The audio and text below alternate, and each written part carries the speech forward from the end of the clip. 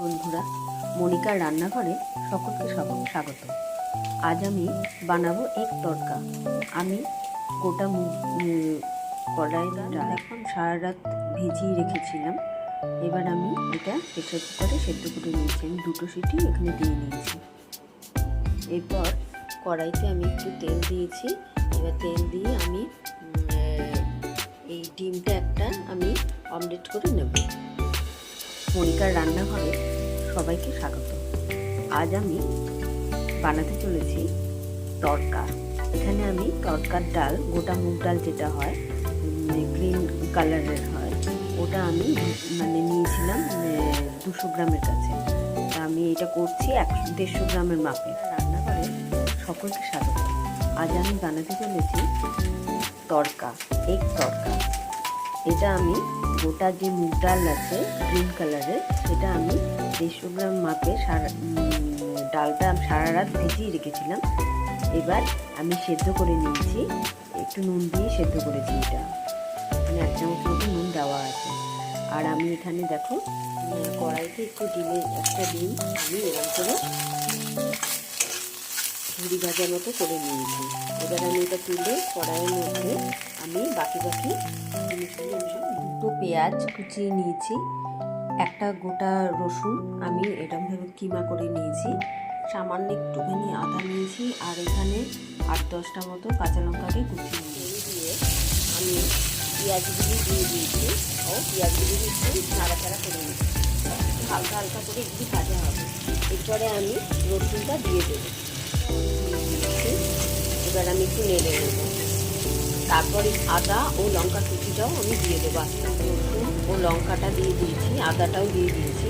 এবার আমি একটু টমেটো দিয়ে দিয়ে এবার আমি একটু নাড়তে থাকবো।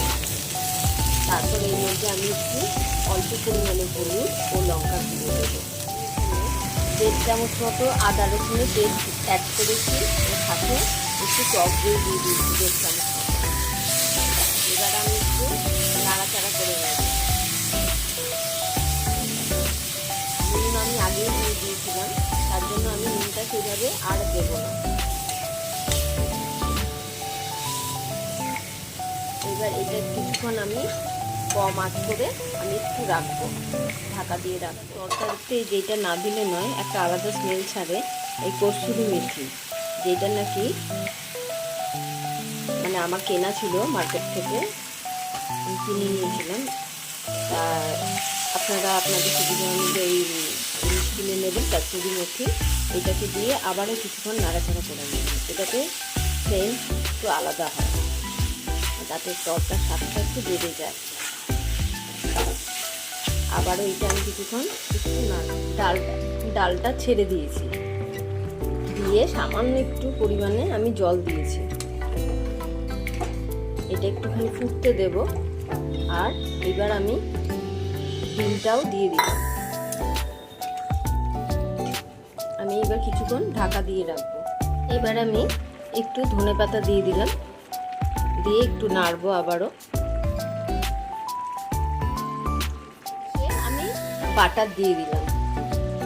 আমার এই রান্নাটা হয়েই গেছে। এরপরে আমি সার্ভ করে দেবো।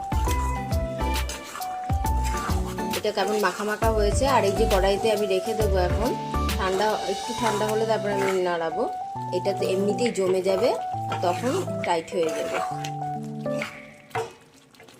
অবশ্যই এইভাবে করে দেখবেন।